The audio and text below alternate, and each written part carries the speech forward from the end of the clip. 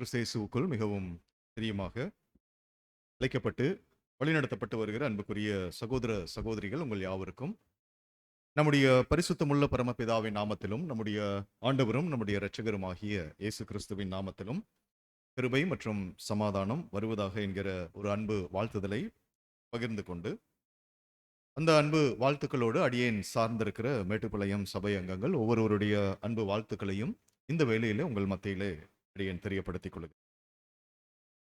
அன்பானவர்களே, தேவனுடைய கிருபையில கடந்த காலங்கள் வாரங்கள் முழுவதுமாக நாம் யாவரும் பாதுகாக்கப்பட்டு பராமரிக்கப்பட்டு போஷிக்கப்பட்டு சகல நல் ஈவுகளுக்கும் உரியவர்களாக நம்மை ஆசீர்வதித்து இந்த ஒரு நாளிலும் தேவனுடைய சமூகத்திற்கு நேராக நாம் யாவரும் கடந்து வரத்தக்கதாகவும் அவருடைய விசேஷித்த வார்த்தைகளை நாம் தியானித்து நம்முடைய ஆவிக்குரிய பிரயோஜனத்திற்கென்று நாம் பயன்படுத்திக் கொள்ளத்தக்கதாகவும் தேவன் இப்படியான ஒரு சாக்கியம் நிறைந்த ஐக்கியம், ஒரு வாய்ப்பு, அதை தேவன் நமக்கு ஏற்படுத்தி கொடுத்திருக்கிறார். இந்த ஸ்லாக்கியங்களுக்காக பரிசுத்தமுள்ள தேவனுக்கு நம்முடைய ஆண்டவராகிய இயேசு கிறிஸ்து மூலம் நம் நன்றிகளையும் துதிகளையும் நாம் ஏறெடுத்துக் கொண்டு இந்த நாளுடைய சத்திய பாடத்தின் பகுதிக்குள்ள கடந்து வரலாம். பாடத்தின் தலைப்பு சகோதரர் அறிவித்த வண்ணமாக ஆவிக்குரிய முக்கியத்துவங்கள் என்கிற தலைப்புல நாம் இந்த நாளுக்குரிய தேவ செய்தியை நாம் தியானிக்கலாம். சகோதர சகோதரி, நம்ம ஆதார வசனம் வாசிக்க கேட்டோம். மத்தேயு சுவிசேஷம் 15ஆம் அதிகாரம் வசனங்கள் 8 தொடங்கி 8 மற்றும் 9. இந்த 2 வசன பகுதிகள் நமக்கு இந்த பாடத்திற்குரிய ஆதார வசனமாக காணப்படுகிறது. வாசிக்க கேட்டோம், அதனால மீண்டும் நாம் வாசிக்க வேண்டாம். இந்த வசனங்களினுடைய தாற்பரியங்கள் அன்பு சகோதர சகோதரிகளே நாம் அறிந்திருக்கிறோம் சரிங்களா? இது ஆண்டவராகிய இயேசு கிறிஸ்துவினுடைய வாய்மொழி பிறப்பிலிருந்து வந்த வார்த்தைகள். அப்படின்னா ரொம்ப அருமையான ஒரு வார்த்தைகள், எச்சரிக்கையான ஒரு வார்த்தைகள்.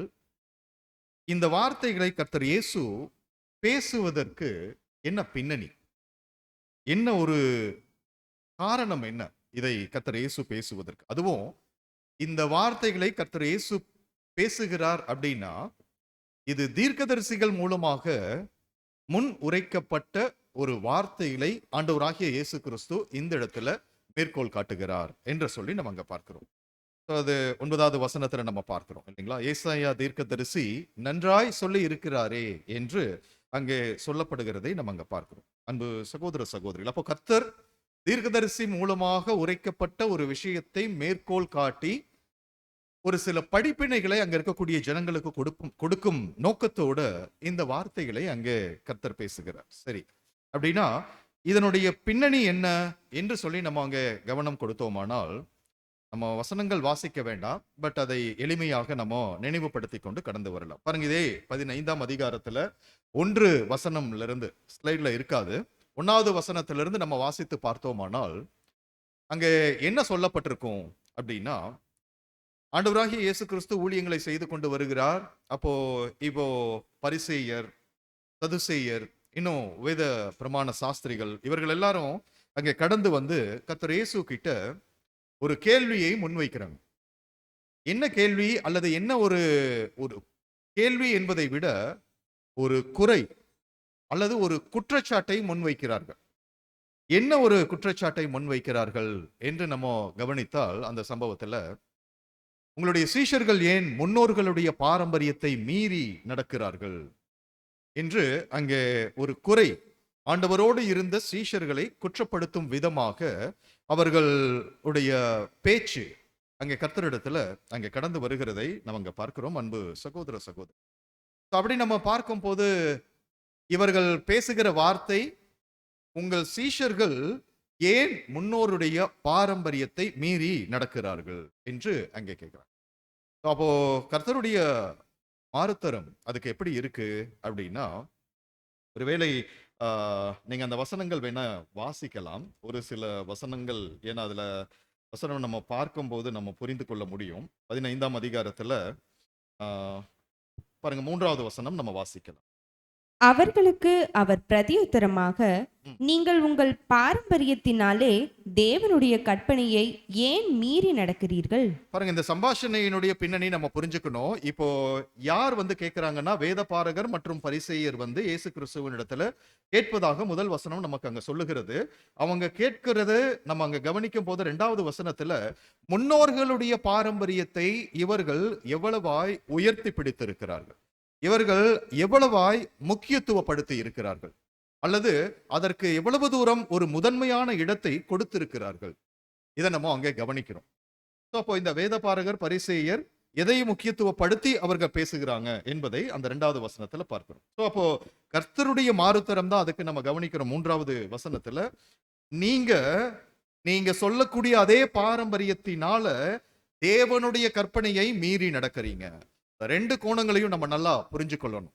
அன்பு சகோதர சகோதரிகள், அப்ப இந்த வேதபாரகர் பரிசேயர் எதை உயர்த்தி பிடிக்கிறாங்க, ஆண்டவராகிய இயேசு கிறிஸ்து எதை முன்னிலைப்படுத்தும்படி அங்கே கற்றுக் கொடுக்கிறார் என்பதை நம்ம அங்கே கவனிக்க வேண்டியவர்களாக இருக்கிறோம். அப்ப பாருங்க, தேவனுடைய கற்பனையை ஏன் மீறி நடக்கிறீர்கள்? அவங்க சொல்லுவது பாரம்பரியத்தை மீறி நடக்கிற விஷயத்தை சொல்லுகிறார்கள்.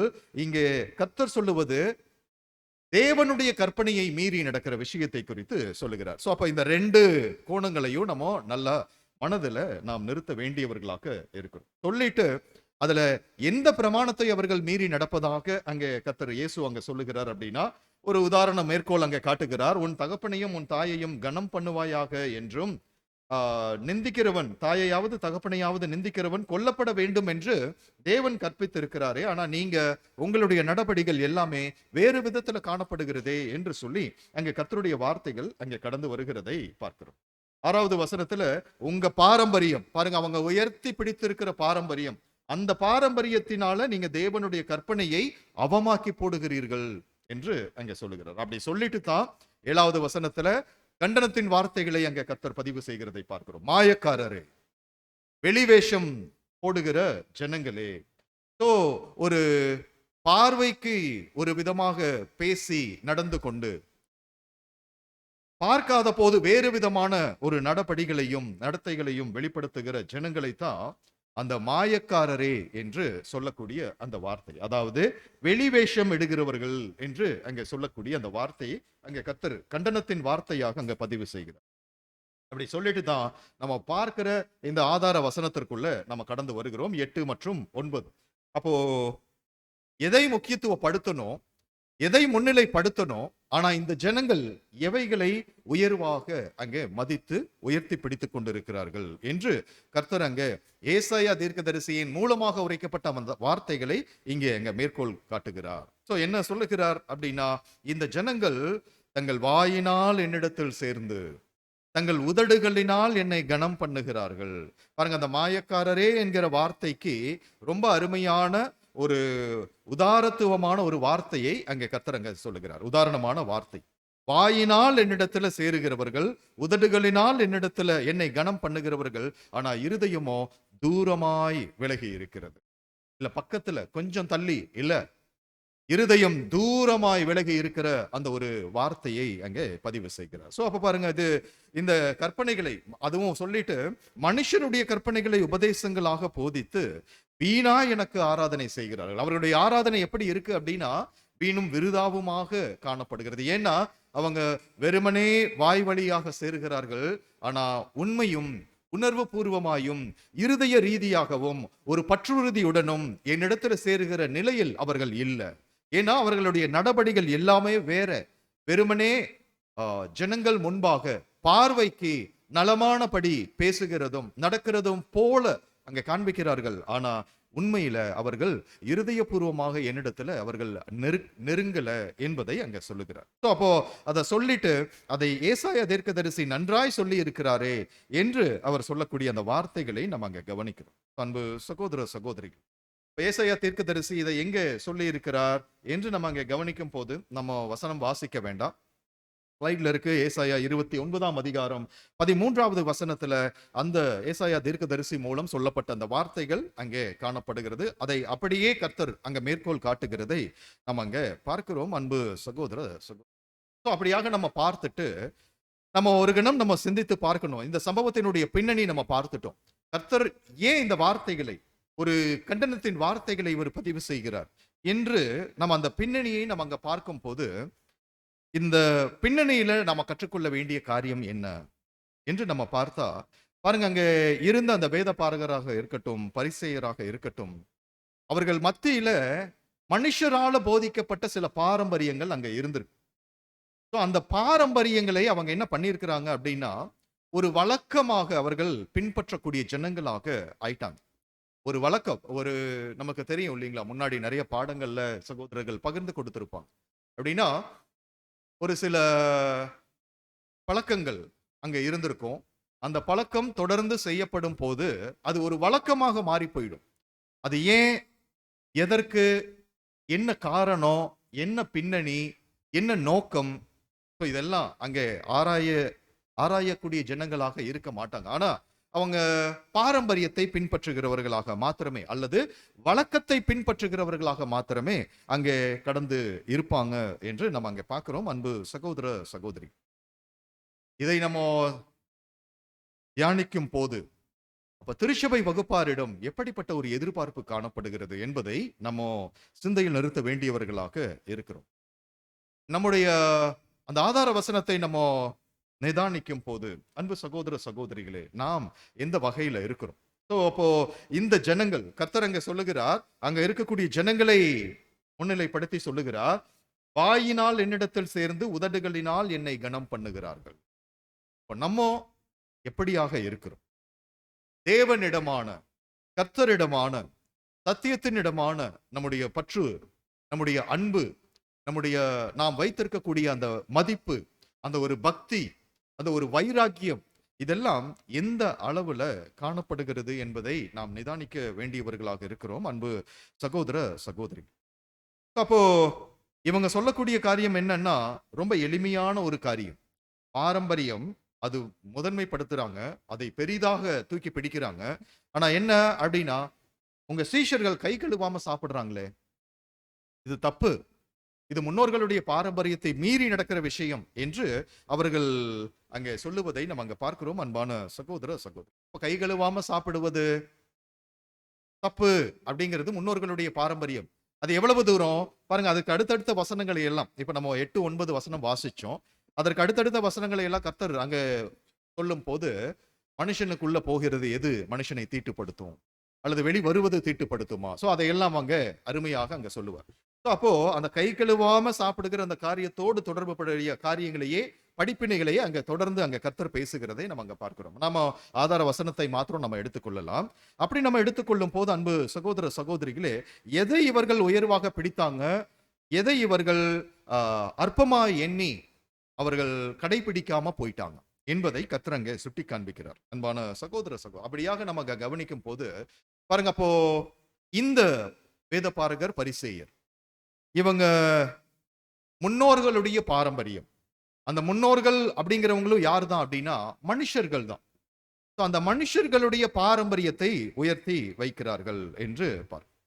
இப்போ நாம வாழ்ந்து கொண்டிருக்கக்கூடிய இந்த கால பகுதியில நாம் ஒருவேளை நம்ம யோசித்து பார்த்தா, நமக்குள்ள எப்படி என்னென்னமெல்லாம் பாரம்பரியமான காரியங்கள் எல்லாம் இருக்கு அப்படின்னா, ஒருவேளை நமக்குள்ள என்று நம்ம சொல்லுவதை விட இது உலகம் சார்ந்த அந்த காரியங்கள் நம்ம பார்க்கணும். உலக ஜனங்கள் மத்தியில எப்படிப்பட்ட பாரம்பரியங்கள் அங்க காணப்படுகிறது. சரி, அந்த பாரம்பரியத்திற்கு அர்த்தம் என்ன என்று சொல்லி பார்த்தா, பாருங்க, நீங்க ஸ்லைட்ல அதை பார்க்க முடியும்.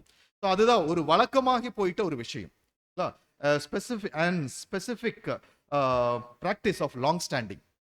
அதாவது நீண்ட காலமாக பின்பற்றப்படுகிற ஒரு குறிப்பிட்ட நடைமுறை. இதுதான் மனுஷர்கள் மத்தியில இருக்கக்கூடிய ஒரு பாரம்பரியம். பாரம்பரியம் என்கிற வார்த்தைக்குரிய அர்த்தமாக நம்ம அங்க கவனிக்கிறோம். அன்பான சகோதர சகோதரி, சரி, இப்படியாக பாரம்பரியங்கள் உலகத்தார் மத்தியில இப்ப என்னென்னவெல்லாம் இருக்கு அப்படின்னு சொன்னா, என்னென்னமெல்லாம் ஒருவேளை உதாரணம் நீங்க சொல்லுவீங்க? உலக ஜனங்கள் மத்தியில, நம்ம மத்தியில விட்டுருவோம், நம்ம மத்தியில அப்புறமா வரலாம். உலக ஜனங்கள் மத்தியில இப்படியாக முன்னோர்களுடைய பாரம்பரியம் என்று சொல்லக்கூடிய பாரம்பரியங்கள் என்னென்னமெல்லாம் இருக்கு அப்படின்னா என்னென்னமெல்லாம் சொல்லலாங்க உதாரணத்துக்கு? சிஸ்டர், நல்ல நாள் பார்க்கிறது நல்லது. ஓகே, பாருங்க, அருமை ஒரு கருத்து சகோதரி சொல்லியிருக்கிறாங்க. நல்ல நாள் பார்க்கிற ஒரு விஷயம். வேறங்க, வேற ஏதாவது பாரம்பரியங்கள் மனுஷர்கள் பின்பற்றக்கூடியது? நம்ம எல்லாம் ரொம்ப காலங்க சடங்கு. ஓகே, சடங்குகள், கல்யாணம். So, இந்த மாதிரியான சடங்குகள் அங்கே சகோதரர் குறிப்பிடுகிறார். கரெக்ட். அது சில கருத்துக்கள், நம்ம அதை சொல்லலாம். ரொம்ப வருஷங்களாக நம்ம அந்த காரியங்கள்ல இருந்து வெளியே வந்ததுனால நம்மளுக்கு அதெல்லாம் ஞாபகத்துல இல்ல, இல்லைங்களா? ஓகே, நல்லது. அதை விட்டு, அதாவது அப்படிப்பட்ட ஒரு அந்தகாரத்திலிருந்து ஒரு ஆச்சரியமான ஒளியின் இடத்துல நம்ம வந்திருக்கிறோம் என்பதற்கு நிதர்சனங்கள் உங்களிடமிருந்து பதில் வராது. அன்பு சகோதர சகோதரிகளே. ஸோ பாருங்க, உதாரணத்திற்கு நம்ம உலக பாரம்பரியங்கள் அப்படின்னு சொல்லி சொன்னா, பாருங்க அதுல நம்ம பார்க்க முடியும். அங்க சகோதரர்கள் ஸ்லைட்ல லிஸ்ட்ல பண்ணலாம். பாருங்க, அங்க உதாரணத்துக்கு இதெல்லாம் முன்னாடி நம்ம பார்த்திருக்கிறோம். ஒருவேளை முன்னாடி பாடங்கள்ல நம்ம பகிர்ந்து கொடுத்திருப்போம். பாருங்க, அந்த பூனையை கட்டினா தான் பூஜை செய்யணும். இது ஒரு பாரம்பரியம் இல்லைங்களா? ஸோ அது என்னன்னா, ஒரு உதாரணமான ஒரு கதை சொல்லுவாங்க இல்லையா? ஸோ ஒரு ஒரு குரு இருக்கிறாரு, ஒரு சிஷ்யன் இருக்கிறாரு.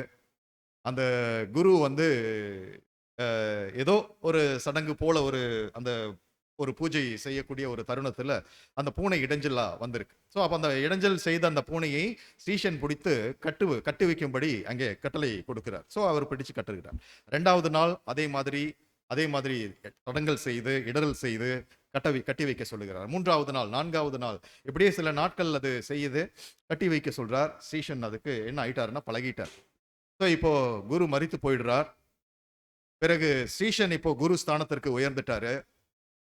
அந்த பூனை வந்து இடரல் செய்யுது, தடங்கல் செய்யுது என்கிற காரணத்தை எல்லாம் பார்க்கறது இல்ல. அது ஒரு வழக்கமாகி போயிடுச்சு. இப்ப இவருக்கு கீழ் இருக்கிற சீஷரை நோக்கி இவர் என்ன சொல்றாருன்னா, பூனையை பிடிச்சு கட்டுங்க. அது தடங்கல் செய்தாலும் சரி, தடங்கல் செய்யலினாலும் சரி, பூனையை பிடிச்சு கட்டினா தான் பூஜை செய்யணும் அப்படிங்கிற ஒரு வழக்கம். அதாவது இது ஜனங்களுக்குள்ள பாருங்க, இது ஏன் இந்த ஒரு சின்ன ஒரு எளிமையான ஒரு உதாரணத்தை நம்ம சொல்றோம் அப்படின்னா, இது போன்று ஏதோ சில காலப்பகுதியில ஏதோ சில காரணங்களுக்காக சில ஒரு பழக்கமாக ஜனங்கள் மத்தியில ஏற்படுத்தப்பட்ட சில விஷயங்கள் அது வழக்கமாகி ஒரு வருடங்களாக அவர்கள் பின்பற்றக்கூடிய வழக்கங்கள் பாரம்பரியமாக மாறிவிட்டது மனுஷர்களுக்குள்ள, இல்லைங்களா? அப்படிதான் நம்ம அங்க பார்க்கும்போது பாருங்க, அந்த பூனை நடுவுல வந்தா ஆகாது, இது ஒரு பாரம்பரியம் இருக்கு. கழுதை படம் இல்லைங்களா, நிறைய இடத்துல அதை வச்சுட்டு என்னை பார் யோகம் வரும் அப்படின்னு சொல்லக்கூடிய இதுக்கெல்லாம் ஏதோ ஒரு காலத்துல ஏதோ ஒரு காரணத்தை முன்னிட்டு இதை சொல்லி இருப்பாங்க, இதை செய்திருப்பாங்க. ஆனா அது இந்த காலத்திற்கு பொருந்துமா பொருந்தாதா, இல்ல இது அவசியமா, இது தேவையா, இது தேவை இல்லையா, இதையெல்லாம் பார்க்கக்கூடிய நிதானிக்கக்கூடிய நிலை இல்லை. ஏன்னா அந்தகாரத்துல மனக்கண்கள் குருடாக்கப்பட்ட நிலையில காணப்படக்கூடிய ஜனங்கள், அன்பு சகோதர சகோதரிகளே. அதே போல இறந்த சடலத்தை பார்த்து விட்டு போனால் நல்லது நடக்கும். இதெல்லாம் அதே போல இரவில் நகம் வெட்டக்கூடாது. அந்த இரவில் நகம் வெட்டக்கூடாது அப்படிங்கிறதுக்கெல்லாம் ஒரு சின்ன உதாரணம் சொல்லணும்னா பாருங்க, அது ஏன் நகம் வெட்டக்கூடாதுன்னு சொல்லியிருக்கிறாங்க. வாய்க்குள்ள போயிடும். ஓகே, கஷ்டம். பாருங்க, ஆமா, இது ஒரு சகோதரர் சொல்லக்கூடிய கருத்து சிலர் சொல்ல கேட்டிருக்கிறேன். இரவுல நகம் வெட்டுனா குடும்பத்துக்கு கஷ்டம் வரும். ஆமா, சொல்லியிருக்கிறாங்க இதெல்லாம்.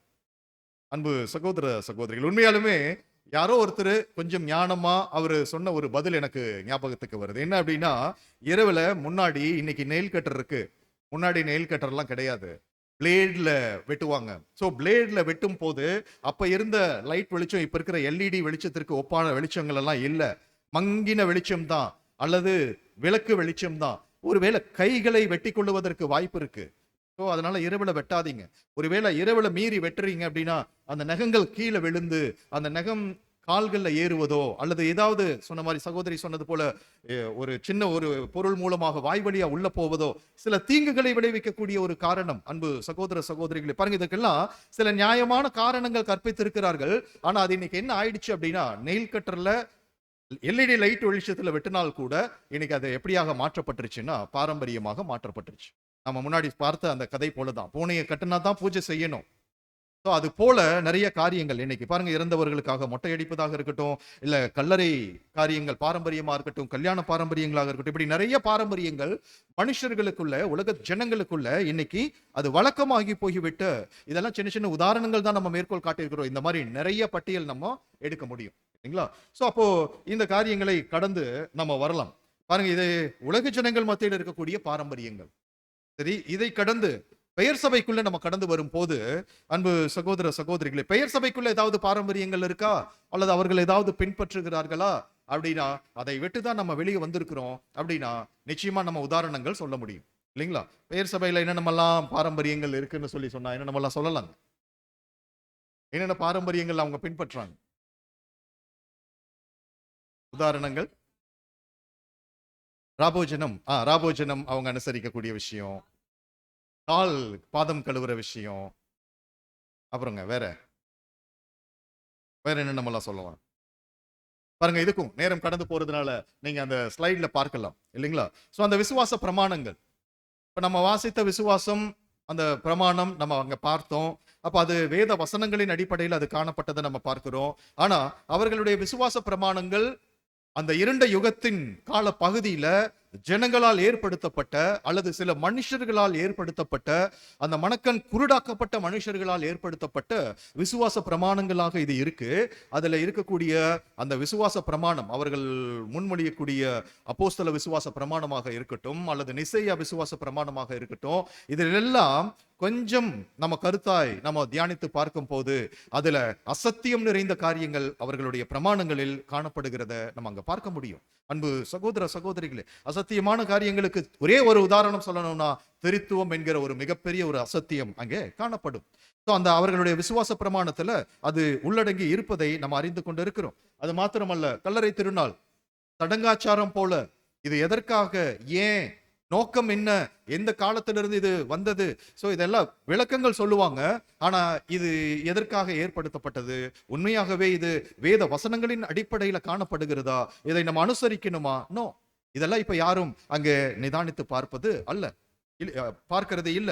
அதே போல பாவ அறிக்கையிடுதல், போதகர் இடத்துல போய் இல்லைங்களா, அதெல்லாம் நம்ம பழைய காலங்கள்ல அதெல்லாம் பார்த்திருக்கிறோம். ரோமன் கத்தோலிக்க அமைப்புல அந்த போதகர் ஒரு சின்ன அறையில இருப்பாரு, ஒரு சின்ன ஒரு ஓப்பனிங் மாத்திரம் இருக்கும். இந்த இடத்துல பாவம் செய்தவர் போய் பாவத்தை அவர்கிட்ட அறிக்கை செய்வாரு. அவர்கிட்ட அறிக்கை செய்யறதுனால பாவ மன்னிப்பை அவர் பெற்றுக்கொள்வதாக ஒரு நம்பிக்கை. சோ இதெல்லாம் என்ன பாருங்க, இது முன்னோர்களால, அந்த பெயர் கிறிஸ்தவ அமைப்பில் வந்துட்ட முன்னோர்களால ஏற்படுத்தப்பட்ட ஒரு சடங்குகள். சோ அதே போல ஞாயிறு கிறிஸ்தவர்கள், பண்டிகை கிறிஸ்தவர்கள் ஜெபமாலை உருட்டுற விஷயங்கள், எண்ணெய், அந்த தீர்த்தம், ஜெப எண்ணெய் மற்றும் தீர்த்தங்கள், சோ இதையெல்லாம் எவ்வளவு உயர்வாக அவங்க பார்க்கிறாங்க. இதையெல்லாம் உண்மையாவே ஒரு காலகட்டத்துல நீங்க எல்லாம் செஞ்சீங்களோ இல்லையோ, இது இந்த ஜெபமாலை உருட்டுறது அது பண்ணனது இல்ல. பட் அந்த தீர்த்தம், எண்ணெய், இதெல்லாம் ரொம்ப பெருசா பார்த்த காலங்கள் உண்டு. அடியேன் அந்த பெயர் சபை அமைப்புல எல்லாம் இருக்கும் போது அதை பெரிய அளவுல பாருங்க, இதெல்லாம் இலவசமா கொடுக்குறாங்க. வாங்கிட்டு போய் அங்கங்க நம்ம என்ன பண்றோம் அப்படின்னா, ஜபிச்சு எண்ணெய்கள் தெளித்து இப்படி எல்லாம் பின்பற்றின காலங்கள் அங்க உண்டு. அன்பு சகோதர சகோதரிகள், அப்படியாக பாருங்க, அந்த பெயர் கிறிஸ்தவர்கள் மத்தியில கூட ஒவ்வொன்றையும் ஆராய்ந்து பார்த்து முக்கியத்துவமான காரியங்கள் என்ன, வேத வசனங்கள் அங்கீகரிக்கக்கூடிய காரியங்கள் என்ன, அப்படிப்பட்ட இசைவான போதனைகள் என்ன, அதற்கு இசைவாக நான் கிரியைகளை நடப்பிக்கிறேனா என்பதை அவர்கள் பார்க்கல. அன்பு சகோதர சகோதரி, அப்ப பாருங்க, இந்த ஒரு பின்னணி, இந்த ஒரு முன்னுரை, இந்த பாடத்திற்கு ஆவிக்குரிய முக்கியத்துவங்கள் பாடத்துல இந்த ஒரு பின்னணியை நம்ம வைத்துக்கொண்டு அங்க மாம்சீக இஸ்ரவேல் ஜனங்களுக்கு கர்த்தர் சொல்லும் போது என்னதான் சொல்றாரு அப்படின்னா, இவர்கள் தங்கள் வாயினால் என்னிடத்தில் சேர்ந்து தங்கள் உதடுகளினால் என்னை கனம் பண்ணுகிறார்கள், ஆனா அவர்கள் இருதயமோ என்னை விட்டு தூரமாய். அப்போ அவர்கள் இதற்கு என்ன காரணம் அப்படின்னா, அவர்கள் மனுஷ பாரம்பரியத்தை உயர்வாக மதித்து, உயர்வாக எண்ணி அதை பின்பற்றக்கூடியவர்களாக. ஆனா உண்மையில கர்த்தர் உயர்த்தி பிடிக்கிற காரியம் என்ன அப்படின்னா, தேவனிடத்திலிருந்து வந்துட்ட பிரமாணங்கள். அந்த பிரமாணங்களின் மூலம் அது நமக்கு ஜீவன் கொடுக்கக்கூடிய ஒரு பிரமாணங்களாக அங்கே தேவன் கொடுத்திருந்தார். ஆனா அவைகள் எல்லாமே அங்கே மறக்கப்பட்ட நிலையில மனுஷர்களுடைய பாரம்பரியங்கள் பின்பற்றக்கூடிய ஒரு ஜனங்களாக அவங்க மாறி போயிட்டாங்க. அன்பு சகோதர சகோதரிகள், அப்படியாக நம்ம அங்க பார்க்கும் போது பாருங்க, மாம்சீக இஸ்ரவேல் ஜனங்கள், இவர்களிடமிருந்து நம்ம என்ன கற்றுக்கொள்ளணும், பாடத்தினுடைய மைய நோக்கம் என்ன, அல்லது பாடத்தின் சாரம் என்ன என்று நம்ம கவனித்து பார்த்தோமானால், அன்பான சகோதர சகோதரிகளே, இந்த மாம்சீக இஸ்ரவேல் ஜனங்கள் அவசியம் இல்லாததை முக்கியத்துவப்படுத்திட்டு இருந்தாங்க. இதுதான் பாடத்தினுடைய காரியம், முக்கியத்துவம் வாய்ந்த ஒரு காரியம். அதாவது அவசியம் இல்லாததை முக்கியத்துவப்படுத்திட்டு இருந்தாங்க, முக்கியத்துவம் வாய்ந்ததை அலட்சியப்படுத்தி கொண்டு இருந்தார்கள். அன்பு சகோதர சகோதரிகள், பாருங்க, அதுக்கு தான் அந்த சம்பவத்தினுடைய பின்னணியை நம்ம நன்கு பார்த்தோம் இல்லைங்களா? அப்போ இந்த ஜனங்கள், அது வேத பாரகர்களாக இருக்கட்டும், பரிசேயர்களாக இருக்கட்டும், அவர்களுடைய போதனைகளையும் மத ரீதியிலான வழி நடத்துதல்களையும் பெற்றுக்கொண்ட ஜனங்கள் எப்படிதான் இருந்தாங்கன்னா, மனுஷர்களுடைய பாரம்பரியத்தை உயர்த்தி வைத்தவர்களாக காணப்பட்டார். கர்த்தர் எதை உயர்த்தி வைத்தார்னா, தேவனிடத்திலிருந்து வந்த வார்த்தைகள், அந்த பிரமாணங்கள், அந்த கற்பனைகள், அவைகளை அவரு உயர்த்தி வைத்தார். ஆனா இங்க மாம்சீக இஸ்ரேல் ஜனங்கள் அவசியம் இல்லாத அந்த பாரம்பரியங்களுக்கு முக்கியத்துவப்படுத்தி கொண்டிருப்பதை பார்க்கிறோம். ஆனால் முக்கியத்துவம் வாய்ந்த தேவனுடைய பிரமாணங்களை அவர்கள் அலட்சியப்படுத்தி கொண்டிருப்பதை நம்ம அங்க கவனிக்கிறோம். அன்பான சகோதர சகோதரி, இதுதான் பாடத்தினுடைய ஒரு மையம், ஒரு சாரம். அவசியம் இல்லாததை முக்கியத்துவப்படுத்துகிறதும், முக்கியத்துவம் வாய்ந்ததை அலட்சியப்படுத்துகிறதும் அங்கே நடைபெற்று கொண்டிருந்தது. சரி, அப்போ இந்த ஒரு பாரம்பரியம் அங்க ஜனங்கள் மத்தியில நம்ம யோசிக்கும் போது, உலக ஜனங்கள் மத்தியில இப்பவும் காணப்படுகிறது. உதாரணங்கள் நம்ம பார்த்தோம். பெயர் கிறிஸ்தவர்கள் மத்தியில இப்பவும் இது போன்ற நடபடிகள் காணப்படுகிறது. அதையும் உதாரணங்கள் நம்ம பார்த்தோம். அன்பான சகோதர சகோதரி, சரி, இப்போ நமக்குள்ள நாம் கடந்து வருவதற்கு முன்னதாக நாம் நிதானிக்கும் போது, அன்பு சகோதர சகோதரிகளை பாருங்க, அந்த வசனங்களுக்குரிய விளக்கங்கள் சகோதரர் ரசல் அவர்கள் சொல்லும் போது, ரீபிரின்ஸ் 2:3-5ல அவர் அங்க சொல்லுகிறார். நீங்க ஸ்லைட்ல பார்க்க முடியும். வாசிங்க சிஸ்டர். இந்த யூத அறுவடை காலத்தின் போது இருந்ததைப் போல யூத சட்டங்களும் நியமங்களும் மிகவும் விசுவாசமாக கடைபிடிக்கப்பட்ட ஒரு காலப்பகுதி ஒருபோதும் இருந்ததில்லை. ஒவ்வொரு வடிவமும் சடங்கும் தசம பாகமும் கவனமாக நிறைவு கூறப்பட்டன. பாருங்க, அப்போ அங்கே சகோதரர் சொல்லக்கூடிய அந்த வார்த்தைகள் எவ்வளவு தூரம் அவர்களுக்கு போதிக்கப்பட்ட அந்த காரியங்களை எவ்வளவாக அவங்க உயர்த்தி பிடித்தாங்க. அதுதான் அங்க சொல்லப்பட்டிருக்கு. அந்த அறுவடை, யூத அறுவடையின் காலப்பகுதி நமக்கு தெரியும் இல்லைங்களா? அது எந்த காலப்பகுதி என்று, அந்த காலத்தின் போது இருந்ததை போல யூத சட்டங்கள், நியமங்கள் விசுவாசமாக கடைபிடிக்கப்பட்ட ஒரு காலப்பகுதி ஒருபோதும் இருந்ததில்லை. அவ்வளவு தூரம் அதையெல்லாம் உயர்த்தி அவங்க கடைபிடித்தவர்களாக அவங்க காணப்பட்டாங்க. ஒவ்வொரு வடிவம், சடங்கு, தசம பாகம் கவனமாக நினைவு கூறப்பட்டு அது அவர்களால் பின்பற்றப்பட்டது என்று நாம் அங்க கவனிக்கிறோம். அன்பான சகோதர சகோதரி, இப்படிதான் அவங்க ஜனங்கள் அங்க இருந்திருக்கிறாங்க.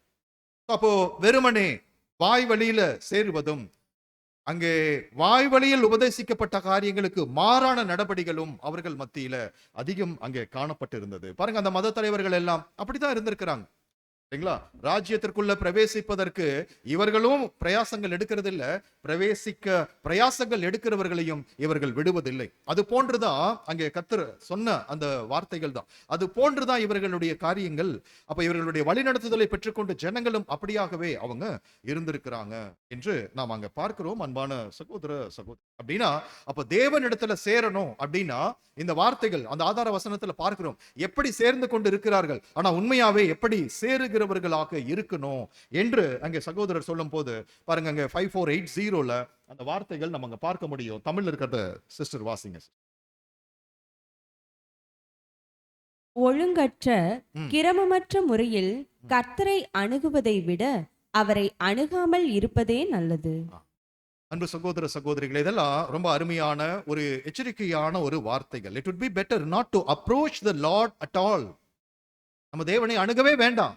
ஒருவேளை ஒரு ஒழுங்கோட, ஒரு கிரமத்தோட, ஒரு பக்தியோட, உண்மையான ஒரு இருதயபூர்வமான ஒரு அணுகுமுறை, ஒரு நெருங்குதல் தேவனிடத்துல காணப்பட்டா அதுவே தேவனுடைய பார்வையில பிரீதியாக அது காணப்படும். அன்பு சகோதர சகோதரிகள், ஒருவேளை அப்படியாக உங்களால் அணுக முடியலையா, நீங்க அணுகவே வேண்டாம். அதுதான் அங்க சொல்லப்படுகிறத அங்க நம்ம கவனிக்கிறோம். அன்பு சகோதர சகோதரி, அப்போ இந்த வார்த்தைகள் எல்லாம் நம்ம சிந்தையில நிறுத்த வேண்டியவர்களாக இருக்கிறோம். பாருங்க, இது அங்கே யூத ஜனங்கள் அல்லது அந்த மாம்சீக இஸ்ரேல் ஜனங்கள் அப்படியாக இருந்திருக்கிறாங்க.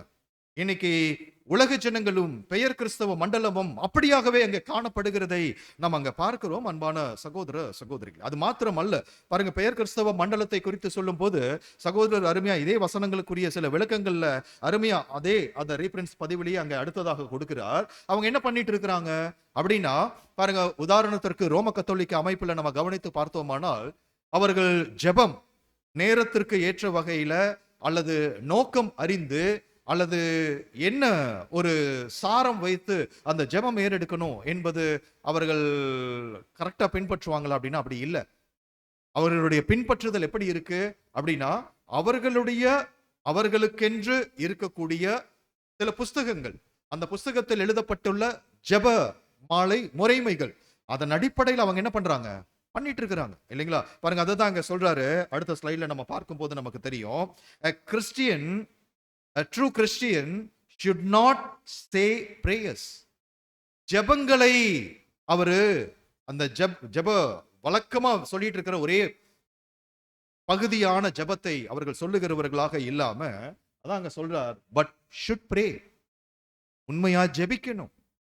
ஜெபம் பாடம் குறித்து நம்ம நிறைய பாடங்கள் சத்தியத்திற்குள்ள வந்ததுக்கு அப்புறம் மனக்கண்கள் திறக்கப்பட்டவர்களாக அந்த காரியங்களை எல்லாம் நம்ம அங்க பெற்றுக்கொண்டு இருந்திருக்கிறோம் இல்லைங்களா? அன்பு சகோதர சகோதரிகளே, அப்படியாக நம்ம அங்க பார்க்கும் போது வழக்கமான, இன்னும் நம்மளையே நம்ம யோசித்து பார்த்தா அநேக சகோதரர்கள் ஏறெடுக்கக்கூடிய ஜெபங்கள் எப்படி இருக்கும்னா, வழக்கமான ஒரே பாணி இருக்கும். ஆரம்பம், நடுவுல சில வார்த்தைகள், தேவனுடைய திட்டங்களை தேவனுக்கே கற்பிக்கக்கூடிய வகையில உணர்த்தக்கூடிய வார்த்தைகள். ஸோ அது மாத்திரமல்ல, அதற்கு பிறகு அங்க முடிவுல சில வார்த்தைகள் சொல்லி ஜெபத்தை முடிச்சிடுவாங்க. இன்னும் இந்த ஒரு உடன்படிக்கையின் வாழ்க்கைக்குள்ள வந்தவர்கள், ஜெப வாழ்க்கையில அதிகமாக ஈடுபடாதவர்கள் அல்லது உணர்வில்லாத நிலையில இருக்கக்கூடியவர்கள் என்ன பண்ணிடுறாங்கன்னா, வழக்கமா சில வார்த்தைகளை சொல்லி சொல்லி ஜெபிச்சு ஜெபிச்சு ஜெபிச்சு ஜெபிச்சு அந்த வார்த்தைகளையே அவர்கள் பின்பற்றுகிறவர்களாக போயிட்டாங்க. அது மனப்பாடமா ஆயிடுச்சு. ஆனா உண்மையில என்ன நோக்கம், என்ன பின்னணி, என்ன காரணம்? இப்போ நான் தேவனுடைய சமூகத்தை நோக்கி நான் விண்ணப்பம் ஏறெடுக்கிறேனே, என்ன ஒரு காரணத்தை முன்னிட்டு இந்த ஒரு தருணம் தேவன் எனக்கு கொடுத்திருக்கிறார், அதை உணர்வு பூர்வமாக உணர்ந்து, தேவன் வானத்தில் இருக்கிறார், நாம் பூமியில் இருக்கிறோம், அவருடைய உன்னத நிலையும் நம்முடைய அற்ப குப்பை போன்ற ஒரு ஸ்தானமும் நாம் எண்ணி பார்த்து நாம் தேவனிடத்தில் நெருங்குகிறவர்களாக இருந்தா அதுவே தேவனுடைய பார்வையில பிரீதியாக காணப்படும். பாருங்க, அதுல அதுதான் சொல்லப்படுகிறது, ஒரு கிறிஸ்தவன் ஜெபங்களை சொல்லுகிறவராக இருக்கக்கூடாது, ஆனால் உண்மையில் ஜெபிக்கிறவராக இருக்க வேண்டும். அது மாத்திரமல்ல, தான் சரியாய் அர்த்தப்படுத்திக் கொள்ளாத, இது எல்லாமே நமக்கு மிகுந்த ஒரு ஜாக்கிரதை உணர்வோட நாம் சிந்தையில நிறுத்த வேண்டிய வார்த்தைகள். பாருங்க, நம்ம ஜெபம் செய்யுங்க அப்படின்னு உடனேயும் நம்ம சிந்தையில இல்லாத சில வார்த்தைகளை நாம் சொல்லி ஒரு வீணான வார்த்தைகளை அளப்புகிறவர்களாக ஜெபத்துல நாம் சேர்கிறவர்களாக இருக்கக்கூடாது. அதாங்க சொல்லப்படுகிறது. சகோதரருடைய வார்த்தைகள் நாம் சரியாய் அர்த்தப்படுத்தி கொள்ளாத அல்லது நம் சிந்தையில் வைத்திராத எந்த ஒரு வார்த்தையையும் கூட அவர் ஜெபத்தில் சொல்ல நினைக்க கூடாது. நாம் கூடியிருக்கிறோம் அப்படின்னா, எப்ப வேணாலும் நாம் கூடியிருக்கிற தருணத்திற்குரிய நோக்கம், ஒரு இடத்துக்கு போறோமா, என்ன காரணத்தை முன்னிட்டு போறோம், இல்ல ஒருவேளை சகோதரர்கள் சகோதரிகளாக நம்ம ஒன்று கூட போறோமா, அல்லது சகோதரர்களை சந்திக்க போறோமா, அல்லது ஒருவேளை அந்த இடத்துல ஜெபம் ஏறெடுக்கக்கூடிய ஒரு சூழ்நிலை வருமா, ஆயத்தத்தோட போகணும். என்ன ஒரு சூழ்நிலை, அந்த சூழ்நிலையை கருத்தில் வைத்து ஆயத்தத்தோட கடந்து போகணும். அந்த ஆயத்த நிலை எப்பொழுதும் ஒரு தேவனுடைய பிள்ளை கிட்ட இருக்கணும்.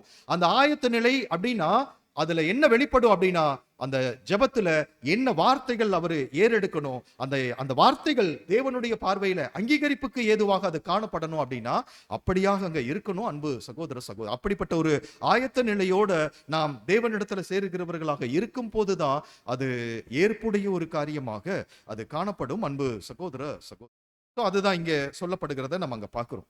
அதே போல பாருங்க, அங்க இன்னொரு ஸ்லைட், அதுல ரீபிரிண்ட்ஸ் பதிவாக இருக்காது, ஆங்கிலத்துல நான் வாசிக்கிறேன். 1527 6வது பத்தியில, with what carefulness should we take upon his worthy name. அவருடைய உன்னதமான மகத்துவம் நிறைந்த நாமத்தை நாம் எவ்வளவு ஜாக்கிரதை உணர்வோட நம்முடைய ஜெபத்துல உணர்ந்து அவரிடத்துல ஜெபம் ஏறெடுக்கிறவர்களாக இருக்கணும். சோ அதுதான் அங்க சொல்லப்படுகிறது. அன்பான சகோதர சகோதரி, சொல்லிட்டு பாருங்க, அந்த ஆதார வசனத்திற்கு இசைவான சகோதரருடைய எழுத்துக்கள் கமெண்ட்ரிஸ் தான் நம்ம பார்த்துட்டு வரோம் இல்லைங்களா? சோ அப்படி நம்ம அங்க கவனிக்கும் போது பாருங்க, அவங்க அதுல சொல்றாரு இல்லையா, கர்த்தருடைய வார்த்தை, அவர்களுடைய இருதயமோ என்னை விட்டு தூரமாய் தூரமாய் விலகி இருக்கிறது. சோ அதற்கு சகோதரருடைய வார்த்தைகள் என்ன சொல்றாரு அப்படின்னா, விளக்கங்கள் ரீபிரிண்ட்ஸ் 1528ல சிஸ்டர் வாசிக்கலாம். தமிழ்ல இருக்கிறது வாசி. வெகு சிலரே தங்கள் இருதயங்களை உபதேசத்தில் செலுத்துகிறார்கள், ஆனாலும் சிறிதும் தயங்காமல் திரளான மக்கள் தேவனுடைய நாமத்தையும் கிறிஸ்துவின் நாமத்தையும் வீணாய் பயன்படுத்துகிறார்கள். அன்பு சகோதர சகோதரிகளே, இது நம்ம சிந்தையில நிறுத்திக் கொள்ளணும். இது பெயர் சபைக்கும் மாம்சீக இஸ்ரவேல் ஜனங்களுக்கும் உட்படுகிற ஒரு வார்த்தைகள் என்றாலும் நாம் நிதானிக்க வேண்டியது என்ன அப்படின்னா, நம்முடைய வாழ்க்கையில அல்லது ஜெப ஜீவியத்துல நாம் எந்த வகையில தேவனிடத்துல அணுகுகிறோம், அவருடைய ஸ்தானம் எங்க, நம்மளுடைய நிலை எங்க. ஒரு கணம் நம்ம ஒப்பிட்டு பார்க்கும் போது அன்பு சகோதர சகோதரிகளை, எங்க சகோதரருடைய வார்த்தைகள், வெகு சிலரே, few indeed apply their hearts unto the instruction. அவ்வளவுதான்.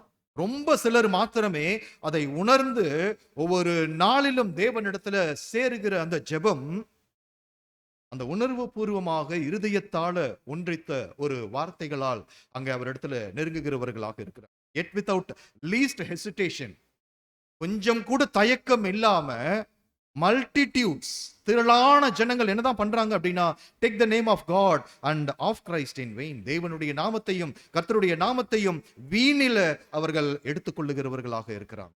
வீணில அவரிடத்துல நெருங்குகிறவர்களாக, இருதயத்தால் தூரமாகி வாயினால் சேருகிற ஜனங்களாக மாத்திரமே அவர்கள் அங்க காணப்படுகிறதை அங்க பார்க்கிறோம். அன்பான சகோதர சகோதரிகளே, சோ பாருங்க, அப்போ இவைகள் எல்லாம் மாம்சீக இஸ்ரவேல் ஜனங்களிடத்துல பார்க்க முடிந்தது. கர்த்தருடைய வார்த்தைகள் அங்க எச்சரிப்பாக கடந்து வந்ததை, அந்த கண்டனத்தின் வார்த்தைகள் பதிவு செய்ததை நம்ம அங்க பார்க்கிறோம். அதே போல பெயர் சபை அமைப்புல காணப்படக்கூடிய இந்த எச்சரிப்புகள், இந்த வார்த்தைகள் அவர்களுக்கு அருமையாக பொருந்தக்கூடிய வார்த்தைகளாக அங்க நம்ம கவனிக்கிறோம். நமக்கு இவைகளை நாம் பொருத்தி பார்க்க வேண்டியவர்களாக இருக்கிறோம் அன்பு சகோதர சகோதரி. அப்போ மாம்சீக இஸ்ரவேல் ஜனங்களிடமிருந்து நம்ம அங்க கவனம் கொடுக்கும் போது அவசியமில்லாததை முக்கியத்துவப்படுத்தினார்கள், முக்கியத்துவம் வாய்ந்ததை அலட்சியப்படுத்தினார்கள்.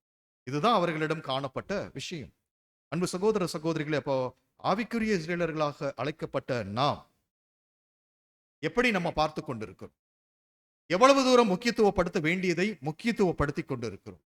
எவ்வளவு தூரம் தேவனிடத்துல சேருகிற அந்த ஒரு காரியத்துல உணர்வு பூர்வமாகவும் இருதய ரீதியாகவும் அவரிடத்துல ஒரு பயபக்தியோடு, ஒரு மரியாதை உணர்வோடு, ஒரு பற்றுதலோடு, அவர் நமக்கு பாராட்டின அநேக நன்மைகளை எண்ணி பார்த்து நன்றி உணர்வோடு நாம் சேருகிறவர்களாக அங்க காணப்படுகிறோம். அன்பான சகோதர சகோதரி, அப்ப ஒரு யதார்த்த தன்மை மிகவும் குறைந்து போன ஒரு நிலையில, அதே போல மனுஷரை திருப்திப்படுத்தக்கூடிய வகையில மாத்திரமே காணப்படக்கூடிய ஒரு காலப்பகுதியில நாம் வாழ்ந்து கொண்டிருக்கிறோம்.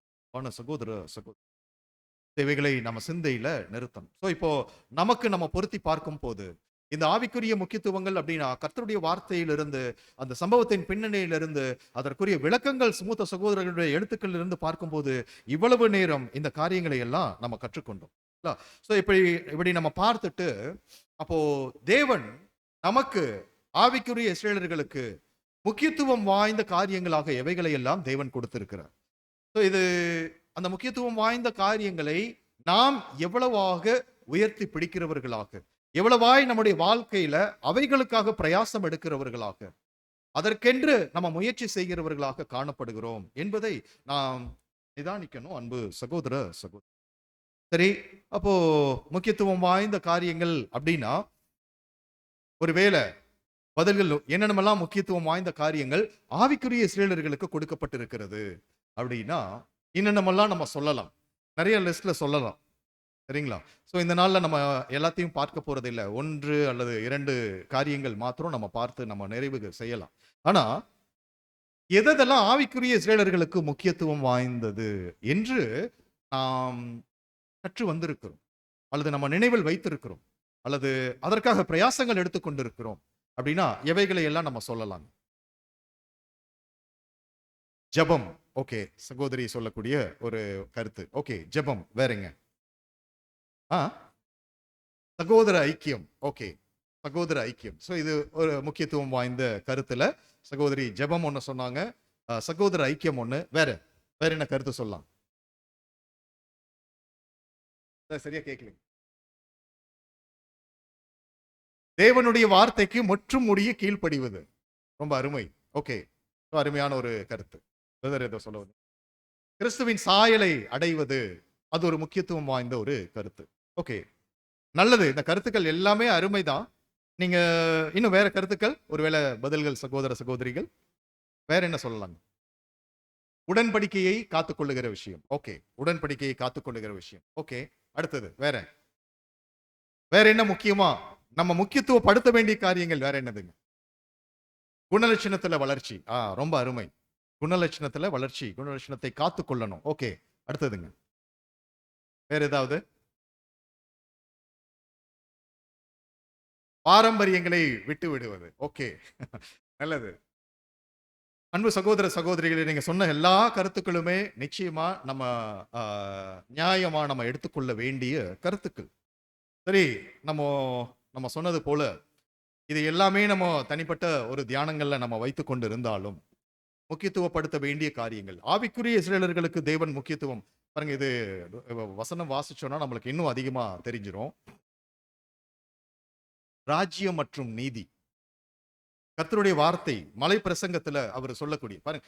இதற்கு இந்த ராஜ்யம் மற்றும் நீதிக்கு உள்ள இங்கே நீங்க சகோதரர்கள் சகோதரிகள் சொன்ன சில கருத்துக்கள் அதுல உள்ளடக்கமாக அது இருக்கும்.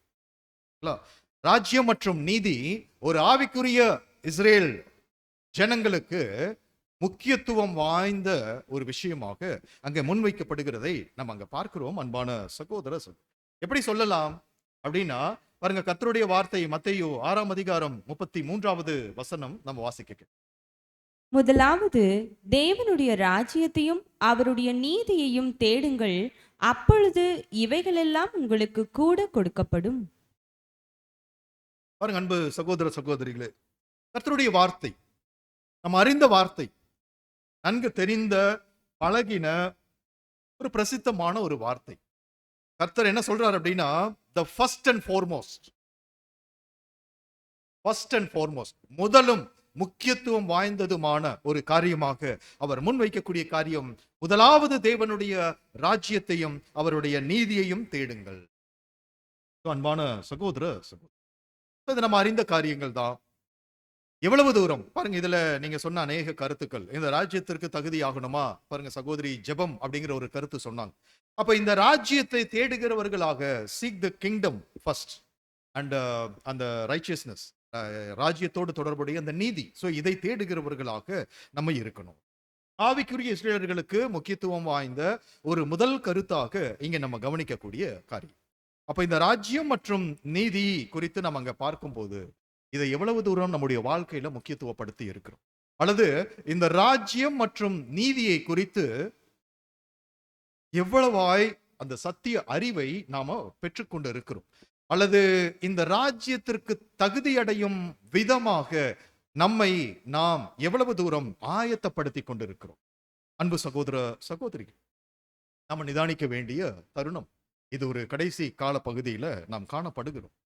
பாருங்க, அங்க சகோதரர் சொல்லும் போது ரீபிரன்ஸ் 2479ல 5வது பத்தியில ஆங்கிலத்துல ரொம்ப அருமையா கொடுத்திருக்கிறார். not merely seek them in prayer. அந்த ராஜ்யத்தையும் அந்த நீதியையும் வெறுமனே ஜெபத்தின் மூலம் மட்டுமே தேடுவது அல்ல. அன்பான சகோதர சகோதரி, நாம் அவற்றில் அப்ப எப்படி உண்மையா தேடணும் அப்படின்னா, we are to seek them by setting our affections on those things. அதாவது ராஜ்யம் மற்றும் நீதிக்குரிய காரியங்களில் நம்முடைய பற்றுகளை, நம்முடைய பிடிப்புகளை தொடர்ந்து வைப்பதின் மூலமாகவும். ஒரு பாயிண்ட் சொல்றாரு. அப்போ வெறுமனே ஜெபத்தின் மூலம் பாருங்க, இது பெயர் கிறிஸ்தவர்கள் அதான் செஞ்சுட்டு இருக்கிறாங்க. பரமண்டல ஜெபத்துல என்னதான் சொல்லி ஜெபிக்கிறாங்க அப்படின்னா, உம்முடைய ராஜ்யம் வரணும், உம்முடைய சித்தம் இந்த பூமியில செய்யப்படணும். இது நம்முடைய ஜெபமாவும் காணப்படுது. ஆனா அதே பரமண்டல ஜெபத்தில் உள்ள வார்த்தைகளை நம்ம ஜெபிக்கிறது இல்லை. ஆனால் இயல்பா நாம் சூழ்நிலைகளுக்கு தக்கவாறு ராஜ்யம் முதன்மைப்படுத்தி அநேகருடைய நம்முடைய ஜெபம் அங்கே காணப்படும்.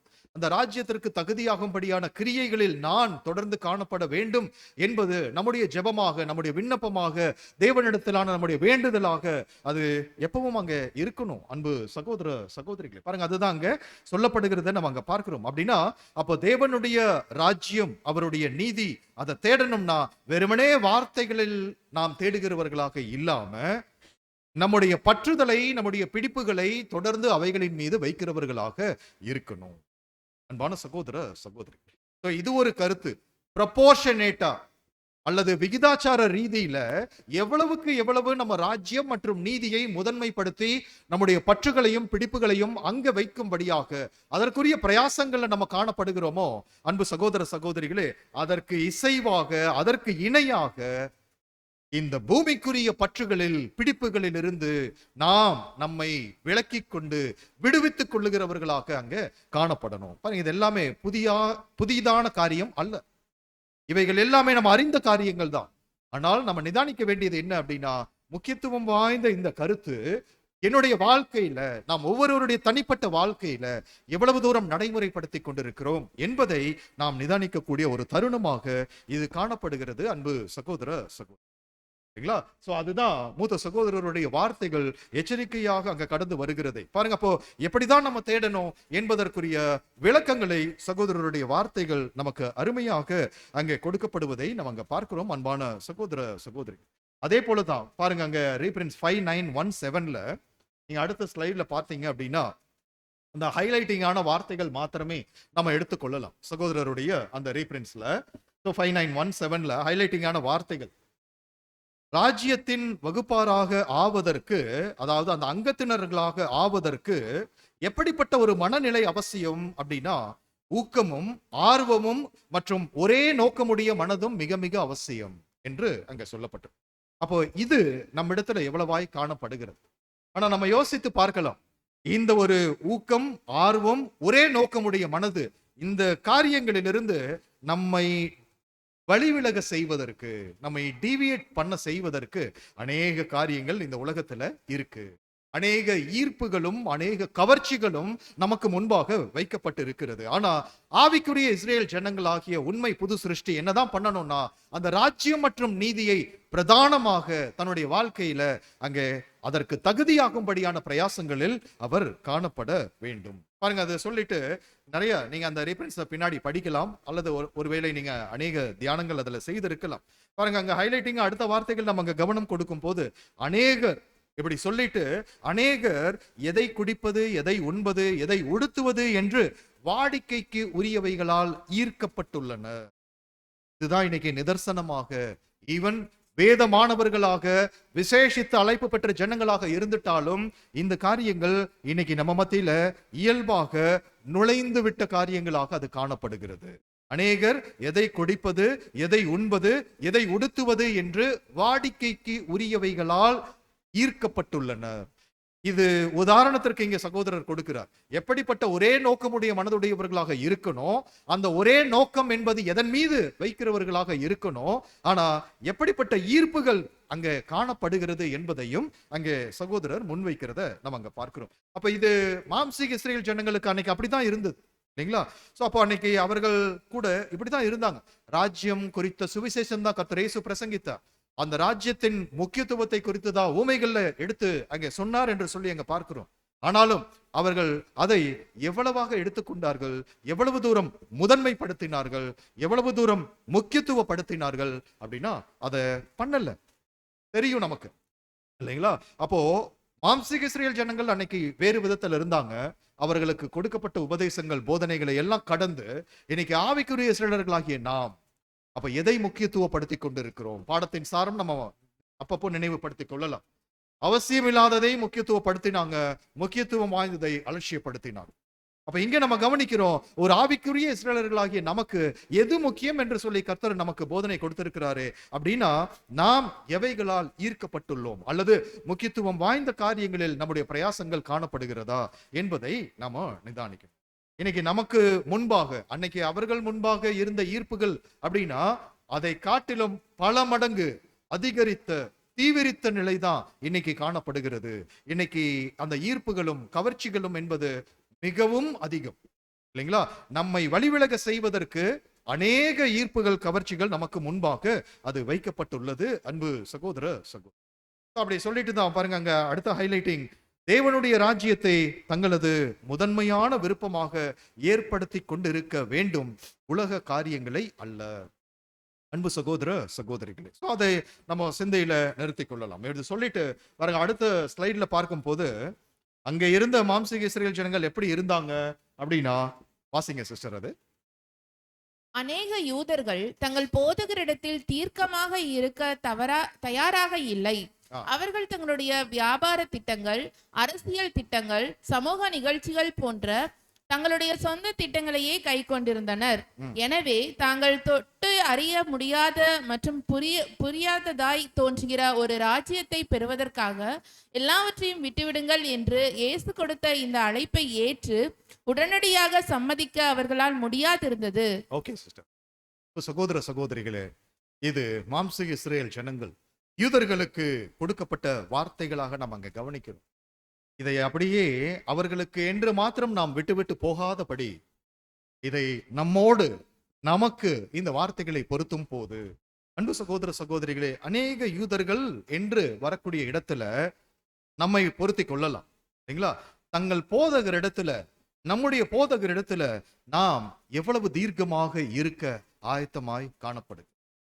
நம்முடைய போதகருடைய வழியை நமக்காக மாதிரியை பின்வைத்து போயிருக்கிறார் அப்படின்னா, அந்த ஒரு மாதிரியை பின்பற்றுவதில் ஒரு தீர்க்கமாக ஒரு தீர்மானமான மனதோட இருப்பதற்கு எவ்வளவு தயார் நிலையில நாம் காணப்படுகிறோம். நம்மை ஒப்புமைப்படுத்திக் கொள்ளலாம். நம்மை தனிப்பட்ட ஒரு வகையில நிதானித்து நம்ம கவனம் நம்ம வைக்கலாம். அன்பு சகோதர சகோதரிகள், அதே போல பாருங்க, அவர்கள் அந்த ஜனங்கள் அவர்கள் தங்களுடைய வியாபார திட்டங்கள், அரசியல் திட்டங்கள், சமூக நிகழ்ச்சிகள் போன்ற சொந்த திட்டங்களை கை கொண்டு இருந்தார்கள்.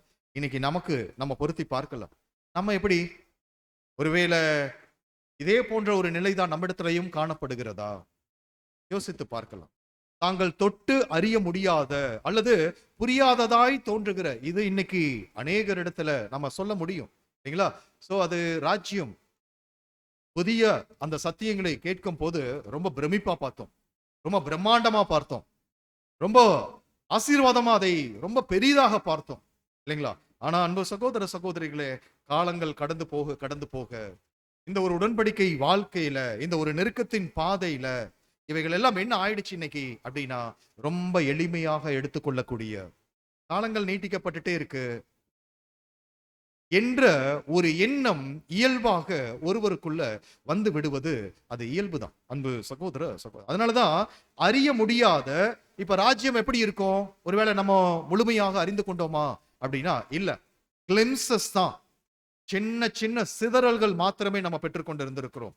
நீதி வாசம் செய்யக்கூடிய வானமும் பூமியும் எப்படி இருக்கும் அந்த சூழ்நிலைகள்?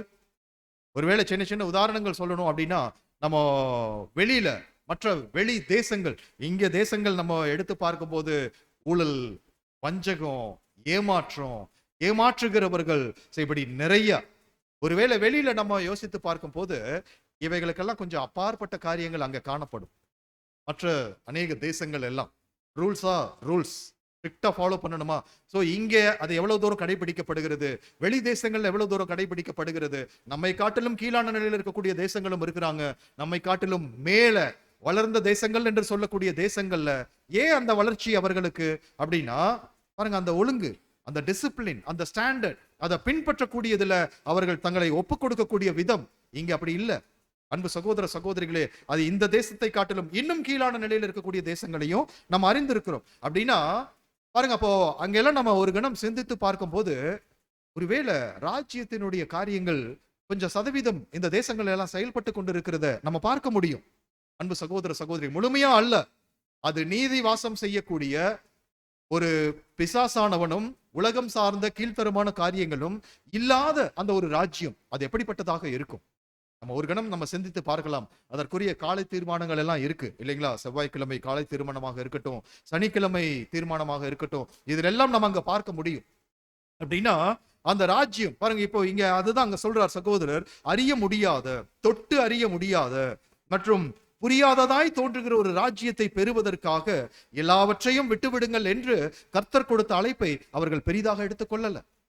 ஏன்னா அவர்களுக்குள்ள முழுமையாக அந்த சாரம் அவர்களுக்குள்ள போகல, அவர்கள் அதை பெரிதாக எடுத்துக்கொள்ளல, அதை எளிமையாகவும் இயல்பாகவும் எடுத்துக்கொண்ட நிலையை நம்ம அங்க பார்க்கிறோம். அன்பு சகோதர சகோதரி, அப்போ அன்பான சகோதர சகோதரி, அவங்க இயல்பா அப்போ மற்ற காரியங்களை எல்லாம் விட்டுடுங்க, உலகத்தின் காரியங்களை விட்டுடுங்க, ராஜ்யத்தை முக்கியத்துவப்படுத்துங்க, ராஜ்யத்திற்குரிய நீதியில நீங்க தொடர்ந்து நிலையில் நில்லுங்க. சோ அதற்கு தகுதியாகும்படியாக உங்களை நீங்க மாற்றிக்கொள்ளுங்க, அதற்கு ஆயத்த நிலையில காணப்படும். இதெல்லாம் கர்த்தர் சொல்லும் போது அவைகள் எல்லாம் உதாசீனப்படுத்தப்பட்டது, அவைகள் எல்லாம் புறக்கணிக்கப்பட்டது. இந்த உலகத்திற்குரிய காரியங்களை விட்டு விடுவதில் அவர்கள் முழுவதுமாக தங்களை ஒப்புக் கொடுப்பதில் அவர்கள் குறைவுபட்டார்கள், அற்றுப்போய் இருந்தார்கள் என்று சொல்லி நம்ம அங்க கவனிக்கிறோம். அன்பான சகோதர சகோதரர், இது அவர்களுக்கு நம்ம பார்த்துட்டு இதை நமக்கு நாம பொருத்தி பார்க்க வேண்டியவர்களாக இருக்கிறோம். அன்பான சகோதர சகோதரி, பாருங்க, ஒரு உதாரணமான ஒரு கதை நம்ம சொல்லலாம் அப்படின்னா, அந்த கதை ஒருவேளை நம்மில் அநேகர் படித்திருப்பதற்கும் வாய்ப்பு இருக்கு.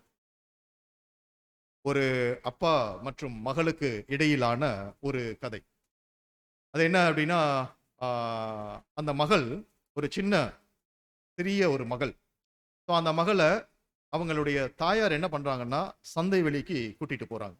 அப்படி கூட்டிட்டு போகும்போது அந்த முத்துக்கள் போன்ற அந்த ஒரு சகோதரிகளுக்கு தெரியும், அந்த பாசிமணிகள் போன்று இல்லைங்களா, அது முத்து போன்று இருக்கும், ஆனா அது பாசிமணிகள். ஸோ அது ரொம்ப ஒரு நல்ல ஒரு அழகான ஒரு வகையில அது பின்னப்பட்டு வடிவமைக்கப்பட்டு அங்க இருக்கு. இந்த சின்ன மகள் என்ன பண்றாங்கன்னா, தன்னுடைய தாய் இடத்துல கேட்கிறாங்க, எனக்கு இது ரொம்ப பிடிச்சிருக்கு, எனக்கு வாங்கி கொடுங்க. மீண்டும் மீண்டும் கேட்கிறாங்க. தாய் ஃபர்ஸ்ட் வாங்கி கொடுக்கல. வாங்கி கொடுக்காம அப்புறம் மீண்டும் மீண்டும் தொடர்ச்சியா கேட்கும் போது என்ன பண்றாங்கன்னா, தாய் அதை வாங்கி கொடுக்குறாங்க.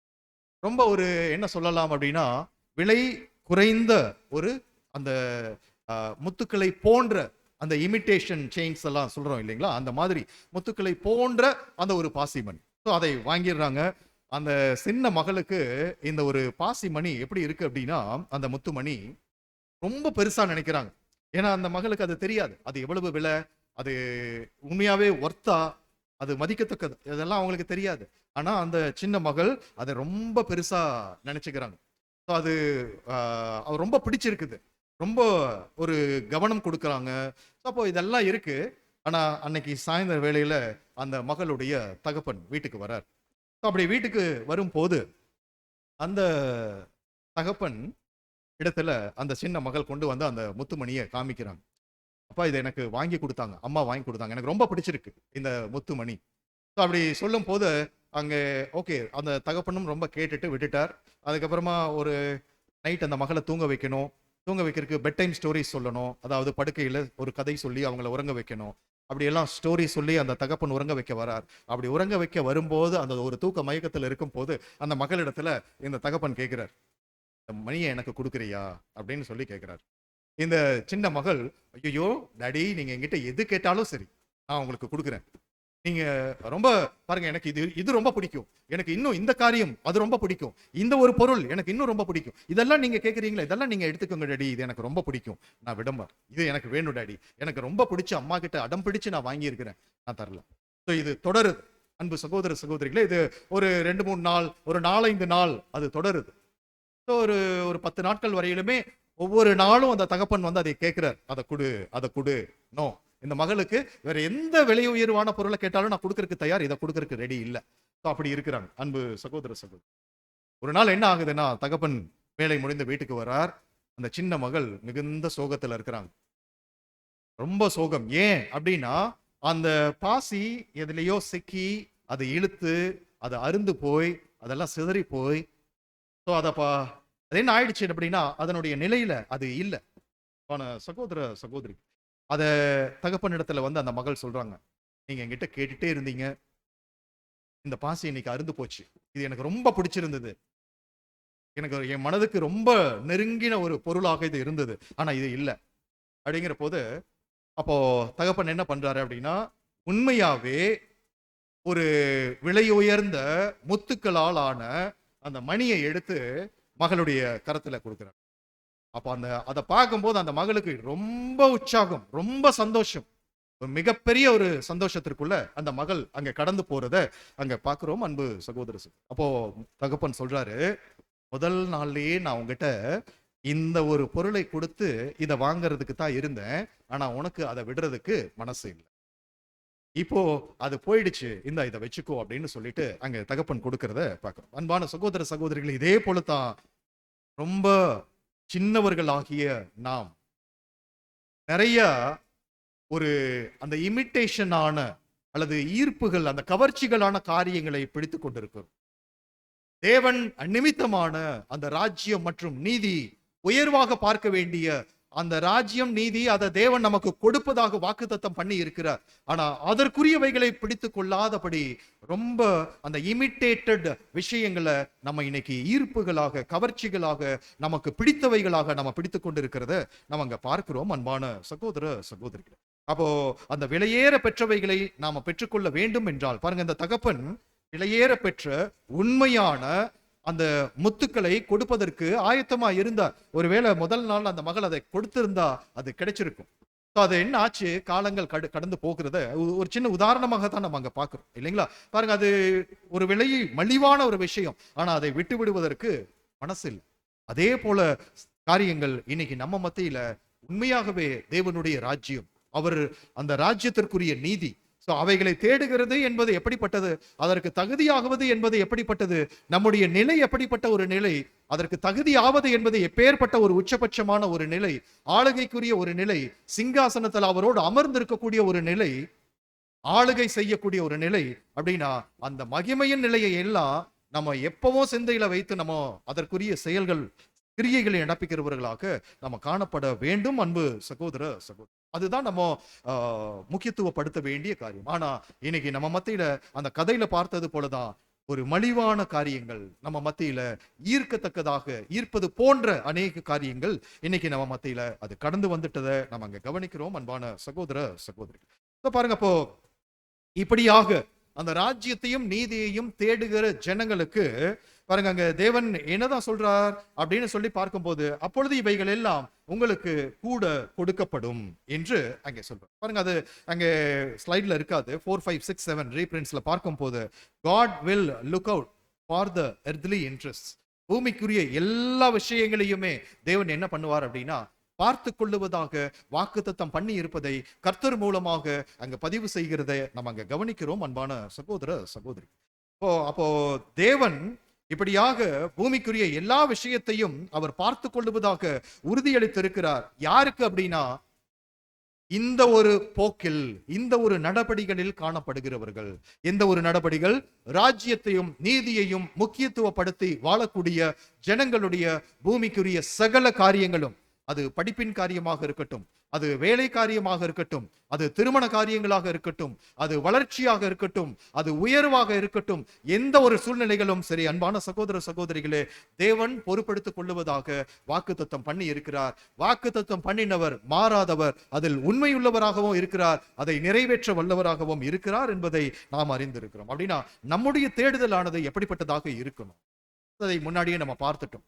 வெறுமனே வார்த்தைகளின் மூலமாக நம்ம தேடாம, நம் பற்றுகளை இங்கிருந்து எடுக்கிறவர்களாக இருக்கணும், நம் பற்றுகளை அங்க வைக்கிறவர்களாக இருக்கணும். அன்பு சகோதர சகோதரர்கள், பாருங்க, அதை குறித்து தான் அங்கே சர்மன் புக்ல 374 நம்ம பார்க்கும்போது ஸ்லைட்ல நீங்க வாசிக்கலாம் சிஸ்டர். ராஜாக்களாகவும் ஆசாரியர்களாகவும் இருக்க தகுதியானவர்கள் என்று எண்ணப்படும் அனைவரும் ராஜ்யத்திற்காக தங்கள் சொந்த நலன்களையும் உரிமைகளையும் தியாகம் செய்வதற்கான தங்கள் விருப்பத்தை இப்பொழுதே வெளிப்படுத்த வேண்டும். பாருங்க, இது நமக்குரிய விஷயம், இது நமக்கு பொருத்தி பார்க்க வேண்டிய மூத்த சகோதரருடைய எழுத்துக்கள். அப்போ இது ராஜாக்களாகவும் ஆசாரியர்களாகவும் இருக்க தகுதியானவர்களாக ஆகும்படியான ஒரு அழைப்பில் தான் நீங்க நம்ம உலகெங்கிலும் இருக்கிற பரிசுத்தவான் வகுப்பார் இப்போ காணப்படுகிறோம் இல்லைங்களா. என்று எண்ணப்படும் அனைவரும் ராஜ்யத்திற்காக தங்களது சொந்த நலன்களையும் உரிமைகளையும் இப்பொழுதே வெளிப்படுத்துவதற்கும் அல்லது தியாகம் செய்வதற்கு தங்களது விருப்பத்தை வெளிப்படுத்த ஆயத்தமாக இருக்க வேண்டும் என்பதையே நம்ம அங்க பார்க்கிறோம். அன்பான சகோதர சகோதரி, அதிக விளக்கங்கள் இதை குறித்து நம்ம பார்க்க வேண்டியது இல்லை. பாருங்க, அப்போ இப்படி சொல்லிட்டு, ஆனா உண்மையாகவே இந்த காலகட்டங்கள் என்று நம்ம கவனிக்கும் போது மத்தேயு 22:5 நம்ம பார்த்தோமானால், அழைக்கப்பட்டவர்களோ அதை அசட்டை பண்ணி ஒருவன் தன் வயலுக்கும் ஒருவன் தன் வியாபாரத்திற்கும் போய்விட்டார்கள். பாருங்க, இந்த ஓமையினுடைய தாற்பயம் நம்ம அறிந்திருக்கிறோம் இல்லைங்களா. அழைப்பை குறித்த ஒரு அருமையான ஒரு ஓமை. ஆனா அந்த விருந்துக்கு அழைக்கப்பட்டவர்கள் என்ன பண்றாங்க அப்படின்னா, அசட்டை பண்ணக்கூடிய, அன்பான சகோதர சகோதரிகளே, இங்கே அமர்ந்து கொண்டிருக்கிற நாம் அனைவரும், உலகெங்கிலும் இருக்கிற பரிசுத்தவான் வகுப்பார் அனைவரும் அந்த ராஜ்யம் மற்றும் நீதியை தேடுவதில்லை, அதற்கு உரிய கிரியைகள் நடப்பிப்பதில்ல, அதற்கு நம்மை தகுதிப்படுத்திக் கொள்ளுவதில்ல. அன்பான சகோதர சகோதரிகளே, இப்படி இருக்கும் போதுதான் நம்முடைய அழைப்பையும் தெரிந்து கொள்ளுதலையும் உறுதிப்படுத்துகிறவர்களாக இருக்க முடியும். ஒருவேளை அதை அசட்டை பண்ணுகிறவர்களாக இருந்தா, இங்க நம்ம கவனிக்கிறது போலதான் அசட்டை பண்ணுகிறவர்கள் என்ன பண்றாங்கன்னா, வாழ்க்கைக்கு உரிய, வாடிக்கைக்கு உரிய காரியங்கள்ல அவங்க ஈடுபடுகிறவர்களாக பாருங்க. ஒருவன் தன் வயலுக்கும் ஒருவன் தன் வியாபாரத்திற்கும் போய்விடுகிற அந்த காரியத்தை நம்ம அங்கே கவனிக்கிறோம். அப்போ இதற்குரிய விளக்கங்கள்ல சகோதரர் சொல்லும் போது இதை என்ன அர்த்தப்படுத்துகிறது அப்படின்னா, இந்த விருந்துக்கு வருவது என்பது எதை உள்ளடக்கி காணப்படுகிறது அப்படின்னா, இந்த பூமிக்குரிய லட்சியங்கள், இந்த பூமிக்குரிய எண்ணங்கள், இந்த பூமிக்குரிய மகிழ்ச்சிகள், சந்தோஷங்கள் அனைத்தையும் விட்டு விடுவதும் பலியாக்குவதற்கும் முன் வருவதை அது அடையாளப்படுத்துகிறது. இந்த அழைப்புக்குரியவர்களாக இருக்கணும்னா அதை விட்டு விடுவதும் அதை பலியாக்குவதும் அது நம்ம இடத்துல நாம் வெளிப்படுத்துகிறவர்களாக நாம் காணப்பட வேண்டும் என்பதை நம்ம அங்க பார்க்கிறோம். சரி, ராஜ்யத்தை தேடுவதிலிருந்து தற்காலிகமாக விலகி காரணம் சொல்லுகிற நிலை இன்னைக்கு அதிகரித்த ஒரு நிலையாக இருக்கு இல்லைங்களா?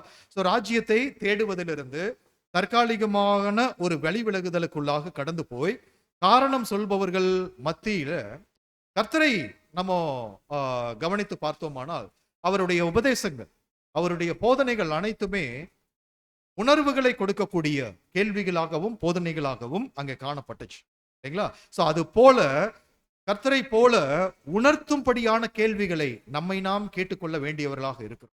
ஒருவேளை அதற்குரிய கிரியைகளை விட்டு வழி விலகுகிறவர்களை பார்க்கும் போது நாமும் தகுதிப்பட்டு அவர்களும் தகுதி அடையும் படியாக அந்த கேள்விகளை அவர்களிடத்துல கேட்க வேண்டியவர்களாகவும் நாம் அங்க காணும். ராஜ்யத்திற்கு தகுதியாகும் படி அல்லது தகுதியாகும் விதமாக இதுவரை நான் என்ன செய்திருக்கிறேன், என்னென்னமெல்லாம் செய்திருக்கிறோம் அந்த ராஜ்யத்திற்கு தகுதியாகும் படி. அன்பு சகோதர சகோதரி, சரி, அப்போ இதையெல்லாம் நம்ம அங்க இந்த நிதானிப்புக்குள்ள, இந்த தற்பரிசோதனைக்குள்ள வந்து நம்ம நிதானிக்கும் போதுதான் எந்த அளவுக்கு தகுதியாக இருக்கிறோம், எந்த அளவுக்கு அந்த அழைப்பை பெரிதாக எண்ணி இருக்கிறோம், அந்த ராஜ்யத்திற்கு தகுதியாகும்படியான கிரியைகளில் எந்த அளவுக்கு நம்ம காணப்படுகிறோம் என்பதை நம்ம யோசித்து பார்க்க முடியும். அன்பு சகோதர சகோதரி, பாருங்க. ஆனா இதெல்லாம் அவர்களிடத்துல அன்னைக்கு போதனைகளாக மாம்சீக இஸ்ரவேல் ஜனங்கள் மத்தியில கொடுக்கப்பட்டுச்சு. ஆனா அவர்கள் அதை அசட்டை செய்த ஒரு நிலையை நம்ம அங்க கவனிக்கிறோம். அதனாலதான் கர்த்தருடைய வார்த்தைகள் கடந்து வந்தது. மத்தேயு 23:23. மாயக்காரராகிய வேத பாரகரே, பரிசேயரே, உங்களுக்கு ஐயோ! நீங்கள் ஒத்தலாமிலும் வெந்தயத்திலும் சீரகத்திலும் தசமபாகம் செலுத்தி நியாயப்பிரமாணத்தில் கற்பித்திருக்கிற விசேஷித்தவைகளாகிய நீதியையும் இரக்கத்தையும் விசுவாசத்தையும் விட்டு விட்டீர்கள். இவைகளையும் செய்ய வேண்டும், அவைகளையும் விடாதிருக்க வேண்டுமே. பாருங்க, இதே வேதபாரகர் பரிசேயர் தான் நம்ம ஆதார வசனத்துல பார்த்த மத்தேயு 15ஆம் அதிகாரத்துல பார்த்த வசனம் நம்ம அங்க கவனிக்கிறோம். அங்கேயும் மாயக்காரர் சொல்றார், இங்கேயும் மாயக்காரர் சொல்றார். இவர்களுடைய வெளிவேஷத்தின்படியான காரியம் இங்கே நம்ம கவனிக்கும் போது வெளிவேஷத்துல காணிக்கைகள் செலுத்துவதில், தசம பாகம் செலுத்துவதில் ரொம்ப கருத்தாய் இருப்பது போன்ற ஒரு தோற்றத்தை இவர்கள் காண்பித்திருக்கிற அந்த ஒரு நிலையை கர்த்தர் அங்க வெளிப்படுத்தி காண்பிப்பதை நம்ம அங்க பார்க்கிறோம். ஸோ உங்களுக்கு ஐயோ, நீங்க ஒட்டலாமிலும் வெந்தயத்திலும் சீரகத்திலும் தசம பாகம் செலுத்துறீங்க. ஆனா பாருங்க, இது செய்யணும் தான், செய்ய வேண்டாம் அப்படிங்கிறது இல்ல. தசம பாகம் செலுத்துங்க, இது அவர்களுக்கு கொடுக்கப்பட்ட பிரமாணம் தான். ஆனா இவைகளை காட்டிலும் அதிக முக்கியத்துவம் வாய்ந்த காரியங்கள் என்ன என்று அங்க பார்க்கும் போது நீதியையும் இரக்கத்தையும் விசுவாசத்தையும் விட்டுவிட்டு இவர்களுடைய பிரமாணங்கள் அல்லது இவர்களே மனுஷ பாரம்பரியங்களாக வைத்துக் கொண்டிருக்கக்கூடிய பிரமாணங்களை ஜனங்களுக்கு போதித்து இவர்களும் வழி விலகினவர்களாகவும் ஜனங்களையும் வழி விலக்கினவர்களாக இவர்கள் காணப்படுவதை நம்ம அங்க கவனிக்கிறோம். அன்பான சகோதர சகோதரி, பாருங்க, அப்போ ஒருவேளை இந்த தசம பாகம் என்பது ஆவிக்குரிய இஸ்ரவேல் ஜனங்களாகிய நமக்கு இது எவ்வளவு தூரம் பொருந்துங்க? தசம பாகம் எவ்வளவு தூரம் நம்ம செலுத்தி கொண்டிருக்கிறோம் அப்படின்னா, அல்லது அது நமக்கு பொருந்துமா அப்படின்னா என்ன சொல்லலாம்? அது நமக்கு முக்கியமா, அல்லது நமக்கு அவசியமா, அல்லது நாம் கட்டாயம் செய்ய வேண்டிய காரியமா அப்படின்னா என்ன சொல்லலாம்? தசம பாகம் என்கிற ஒரு விஷயத்துல என்ன சொல்லலாங்க? எங்கேயும் நம்ம சகோதரர்கள் சபையில சகோதரிகள் இதை பின்பற்றுவது மாதிரியா நம்ம கேள்விப்படல இல்லைங்களா? ஆனா கர்த்தர் சொல்லுகிற அல்லது அந்த பிரமாணங்கள்ல கொடுக்கப்பட்டிருக்கிற விஷயங்களை நம்ம அறிந்திருக்கிறோம் இல்லைங்களா? அந்த 11 கோத்திரங்களுக்கோ எப்படி பிரமாணங்கள் கொடுக்கப்பட்டுச்சு, அந்த லேவி கோத்திரத்தாருக்கு விசேஷமா என்ன பிரமாணம் கொடுக்கப்பட்டுச்சு இந்த தசம பாகம் செலுத்துகிற விஷயத்துல, இதெல்லாம் நம்ம அறிந்திருக்கிறோம். அப்போ நமக்கு ஆவிக்குரிய இஸ்ரவேலர்களுக்கு இதை நமக்கு எப்படி சொல்லலாம்? முக்கியமா அது எப்படி சொல்லலாங்க? பெயர் சபைகள் இதெல்லாம் இன்னைக்கு ரொம்ப முக்கியம். நான் மற்ற தேசங்கள்ல இருக்கும் போது இந்த தசம பாகம் கொடுப்பதற்கு எவ்வளவு தூரம் உற்சாகப்படுத்துவாங்க தெரியுங்களா? உற்சாகப்படுத்துவாங்க அப்படிங்கிறத விட கன்வின்ஸ் பண்ணுவாங்க. பல விஷயங்கள்ல காம்ப்ரமைஸ் பண்ண சொல்லுவாங்க. இது பெயர் சபைகள்ல காணப்படக்கூடிய நடைமுறைகள். அன்பு சகோதர சகோதரி, நம்ம மத்தியில் இது எவ்வளவு தூரம் முக்கியத்துவப்படுத்தலாம் சொல்லுங்க பார்க்கலாம். தசம பாகம் எவ்வளவு தூரம் செய்யலாமா, செய்யக்கூடாது? அன்பு சகோதர சகோதரிகளே, உடன்படிக்கை வாழ்க்கைக்குள்ள கடந்து வந்த பிறகு தசமபாகம் என்கிற காரியங்கள் எல்லாம் நமக்கு இல்ல. நம்முடைய முழுமையும் 10 அல்ல, 10 தேவனுக்கு என்று கொடுப்பதற்காகத்தான் நம்ம வந்திருக்கிறோம். நம்முடைய உடன்படிக்கையும் அதை சார்ந்தே அங்க தேவனிடத்துல ஏறெடுக்கிறோம் இல்லைங்களா? கர்த்தர் அப்படித்தான் நமக்கு வழிமுறையை காண்பித்தார், அப்படித்தான் மாதிரியை பின்வைத்து போயிருக்கிறார் இல்லைங்களா? அறிந்திருக்கிறோம் இல்லைங்களா? சோ என்னுடைய சித்தம் அல்ல, உங்க சித்தம். இதுதான் நம்ம சொல்லி கடந்து வந்திருக்கிறோம். அப்படின்னா தசம பாகம் அல்ல, 10 அல்ல, 10 தேவனுக்கென்று நம்மை முழுமையாக ஒப்பு கொடுக்கும் ஒரு விதத்துல தான், ஒரு வழிவகையில தான் நம்முடைய வாழ்க்கையானது அங்கே அமைந்திருக்க வேண்டும். அன்பு சகோதர சகோதரி, பாருங்க அப்படி சொல்லிட்டு சகோதரர் இங்க சொல்லும் போது என்ன சொல்றாரு அப்படின்னா பாருங்க, அது அடுத்த ஸ்லைட்ல இருக்கு 5094ல. நியாயப்பிரமாணம் சொல்லுகிற உன்னிடத்தில் நீ அன்பு கூறுவது போல பிறனிடத்திலும் அன்பு கூறுவாயாக, இது ஒரு பிரமாணம் என்கிற கட்டளை தசம பாகம் கொடுப்பதை காட்டிலும் முக்கியத்துவமானது என்று அங்க சொல்லுகிறத.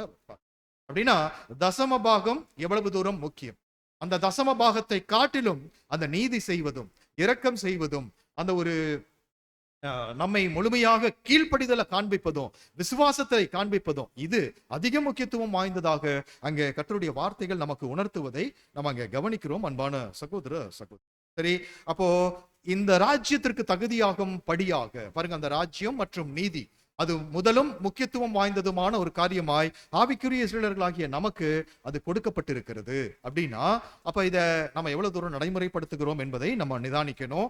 இப்போ இந்த ராஜ்யத்திற்கு தகுதியாகும் படியாக ஆவிக்குரிய இஸ்ரவேலர்களாகிய நமக்கு என்னென்னவெல்லாம் ஸ்லாக்கியங்கள் கொடுக்கப்பட்டிருக்கிறது அப்படின்னா பாருங்க சகோதரிகள், நீங்க அநேகர் நீங்க அந்த கருத்துக்களை பதிவிட்டீங்க. இப்போ அத பட்டியல நம்ம பார்க்க முடியும். அடுத்த ஸ்லைட்ல நம்ம பார்த்தீங்க அப்படின்னா உன்னதமான ஸ்லாக்கியங்கள் இவைகள் எல்லாம் ஆவிக்குரிய இஸ்ரவேலர்களாகிய நமக்கு இவைகளை எல்லாம் பயன்படுத்தி ராஜ்யத்திற்கு தகுதியாகும்படியாக தேவன் நமக்கென்று வைத்திருக்கக்கூடிய பிரிவிலேஜஸ், ஸ்பெஷல் பிரிவிலேஜஸ், ஸ்லாக்கியங்கள். பாருங்க, அடிப்படை சத்தியத்தை முதலாவது கொடுத்தார், அதை வரிசை அடிப்படையில பார்க்கிறோம். அடிப்படை சத்தியங்கள் தேவன் முதலாவது கொடுத்தார், பெற்றுக்கொண்டோம். அடிப்படை சத்தியங்களை பிரமிப்பா பார்த்தோம், பிரம்மாண்டமா எண்ணினோம் இல்லைங்களா? தேவனிடத்துல உடன்படிக்கை செய்தோம். அந்த உடன்படிக்கை செய்வதின் மூலமாக நாம் நீதிமானாக்கப்படுதல் அல்லது நீதிமானாக கருதப்படுகிற ஒரு நிலைக்குள்ள நாம் கடந்து வந்தோம். இந்த நீதிமானாக்கப்படுதல் என்கிற ராத்தலை எவ்வளவு தூரம் நாம் செலவு செய்து கொண்டிருக்கிறோம் தேவனுக்கு உகந்த வகையில. அன்பு சகோதர சகோதரிகளே, அடுத்தது பாருங்க, ஜெபம் என்கிற விஷயம் ஒரு ஸ்லாக்கியமாக நமக்கு வைக்கப்பட்டிருக்கிறது. நம்ம ஜெபத்துல தேவனிடத்துல கேட்கிறவர்களாக இருக்கணும், அதற்கு தகுதியாகும்படியான ஒரு பலத்தை தேவனிடத்துல ஜெபத்துல கேட்கிறவர்களாக இருக்கணும். இந்த ஜெபம் என்கிற ஸ்லாக்கியத்தை நம்ம யோசித்து பார்க்கும் போது இது அநேகருக்கு அல்லது பேர் கிறிஸ்தவ மண்டலத்திற்கு இல்லாத ஒரு ஸ்லாக்கியம் இது இல்லைங்களா? சோ இதை நம்ம யோசித்து பார்க்கும் போது பாருங்க, நாம் நீதிமானாக கருதப்படுகிற நிலையில நாம் ஏறெடுக்கப்படக்கூடிய ஜெபம் தேவனால் அங்கீகரிக்கப்படுகிற அல்லது ஏற்றுக்கொள்ளப்படுகிற ஒரு ஜெபமாக அல்லது கேட்கப்படுகிற ஒரு ஜெபமாக அது காணப்படுகிறது. இது இன்னைக்கு மற்றவர்களுக்கு இல்ல, இது இன்னைக்கு நமக்கு விசேஷித்த ஸ்லாக்கியம். அந்த ஜெபம் என்கிற ஒரு காரியம் மாத்திரமல்ல, பரிசுத்த ஆவியை தேவன் கொடுத்திருக்கிறார், ஸ்லாக்கியம். அதே போல ஏற்ற கால சத்தியம் பாருங்க, நமக்கு எவ்வளவு தூரம் வெளிச்சத்துல நம்மை வழிநடத்தி கொண்டு வந்து இருக்கிறார் என்பதை நம்ம பார்க்கிறோம். வாக்கு தத்தங்கள் கொடுத்திருக்கிறார். இந்த வாக்கு தத்தங்களை எல்லாம் உறுதியா பற்றி கொள்ளும் போது எந்த சூழ்நிலையாக இருந்துட்டாலும் சரி, எந்த தருணங்களாக இருந்துட்டாலும் சரி, எப்பேற்பட்ட நபர் நமக்கு முன்பதாக இருந்தாலும் சரி, அல்லது எப்பேற்பட்ட ஒரு பெரிய இடங்களுக்கு கடந்து போனாலும் சரி, ஒரு தைரியமும் ஒரு தன்னம்பிக்கையும் நமக்குள்ள கடந்து வரும். அந்த தன்னம்பிக்கை என்பது நம்ம மீது நோ, அது தேவன் நம்மோடு இருக்கிறார் என்கிற அவர் கொடுத்திருக்கிற அந்த வாக்கு தத்தத்தின் மீது நம்ம வைக்கக்கூடிய நம்பிக்கை நம்மை மிகுந்த ஒரு நம்பிக்கையோடு அங்க நடைமுறையில நம்மை கொண்டு நடத்தும். அன்பு சகோதர சகோதரிகளே, அது மாத்திரமல்ல, பாருங்க, எதையும் சகோதரிகள் சொன்னாங்க, சகோதர ஐக்கியம் கொடுத்திருக்கிறார் தேவன். இந்த சகோதர ஐக்கியத்துல தான் பரீட்சைகள் நமக்கு கொடுக்கப்படும். அதுல தான் நாம் நிரூபித்து ராஜ்யத்திற்கு தகுதி ஆகும்படியாக அந்த கிரியைகளை இங்க நம்ம நடப்பிக்க வேண்டியவர்களாக இருக்கிறோம். பரிசுத்த தூதர்களுடைய பாதுகாவலை தேவன் விசேஷமாக நமக்கு மாத்திரமே அங்க கொடுத்திருக்கிறார் என்று சொல்லி நம்ம அங்க கவனிக்கிறோம். அன்பான சகோதர சகோதரி, அப்போ நாம் ராஜ்யத்திற்கு தகுதியாகும்படியாக கொடுக்கப்பட்டுள்ள இந்த ஸ்லாக்கியங்களை எல்லாம் எவ்வளவாய் பயன்படுத்தி கொண்டிருக்கிறோம்? இதுதான் நமக்கு முன்பு வைக்கப்படக்கூடிய முக்கியத்துவம் வாய்ந்த ஒரு கேள்வியாக அங்கே கவனிக்க. அப்போ இதையெல்லாம் உண்மையாவே பயன்படுத்துகிறவர்களாக இருந்தா நிச்சயம் நம்ம என்ன ஆக முடியும் அப்படின்னா, ராஜ்யத்திற்கு உரியவர்களாக நம்மை தகுதிப்படுத்திக் கொள்ள முடியும். தேவனுடைய பலத்துல தேவன் கொடுத்திருக்கிற இந்த ஸ்லாக்கியங்களை எல்லாம் பயன்படுத்தும் போது நாம் நிச்சயம் தகுதி உடையவர்களாக ஆவதற்கு நம்முடைய பிரயாசங்கள் அது அமையும் என்று சொல்லி நம்ம அங்க கவனிக்கிறோம். அன்பு சகோதர சகோதரி, சரி, நம்ம முன்பு சொன்னது போலதான்.